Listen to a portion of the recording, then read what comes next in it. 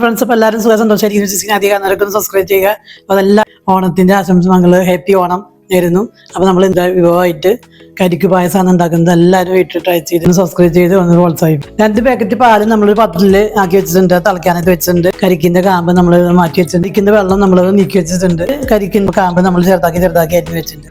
കുറച്ചെടുത്തിട്ട് ആ കരിക്ക് വെള്ളം ഒഴിച്ചിട്ട് മിക്സിയുടെ ജാറിലൊന്ന് അടിച്ചെടുക്കണം. അപ്പൊ മിക്സിയുടെ ജാറിലേക്ക് ആ കാമ്പ് ഇട്ടിട്ട് വളരെ കുറച്ച് കരിക്ക് വെള്ളത്തിൽ വേണം അരിച്ചെടുക്കുക, അല്ലെങ്കിൽ തീരെ അറിയാതെ പോകും. പാലൊക്കെ നന്നായി തിളച്ച് വന്നിട്ടുണ്ട്. നമ്മളൊരു ചെറിയൊരു കപ്പ് പഞ്ചസാര ഇട്ട് കൊടുക്കുക. ഈ പാല് ഒന്ന് ഉരുകി അത് പകുതിയായിട്ട് വറ്റി വന്നിട്ടുണ്ട്. അപ്പൊ നമ്മൾ 4 സ്പൂൺ കണ്ടൻസ് മിൽക്ക് ചേർത്ത് കൊടുക്കുക. കരിക്ക് വെള്ളത്തിൽ കരിക്കിന്റെ കാമ്പ് വെള്ളത്തിൽ അരച്ചെടുത്തത് നമുക്കൊന്ന് ഇതിൽ ചേർത്ത് കൊടുക്കുക. 4 ഏലക്കാര കുരു തോട് നീക്കിയിട്ട് നമ്മൾ ഇട്ട് കൊടുക്കുന്നുണ്ട്. നമുക്ക് നന്നായിട്ട് കുറച്ച് വെക്കണം, അല്ലെങ്കിൽ പിരിഞ്ഞു പോകും. അപ്പൊ തന്നെ കൊത്തി അരിഞ്ഞ് നമ്മൾ കരിക്കിന്റെ കാമ്പ് നമ്മൾ ഇതിലേക്ക് ഇട്ട് കൊടുക്കും. നമുക്ക് ഓഫ് ആക്കിയിട്ടുണ്ട്. ഒരു അരമ്പ് തേങ്ങ പിഴിഞ്ഞെടുത്ത തേങ്ങാപ്പാല് കരിക്കുവെള്ളം കൂടി അടിച്ച് വെച്ചിട്ടുണ്ടായിരുന്നു. അപ്പൊ നമ്മൾ തന്നെ ഒഴിച്ചു കൊടുക്കുക. പായസം റെഡി ആയിട്ട് ഇത് ഫ്രിഡ്ജിൽ വെച്ച് തണുപ്പിച്ചത് കഴിക്കുമ്പോഴാണ് കൂടുതൽ ടേസ്റ്റ്.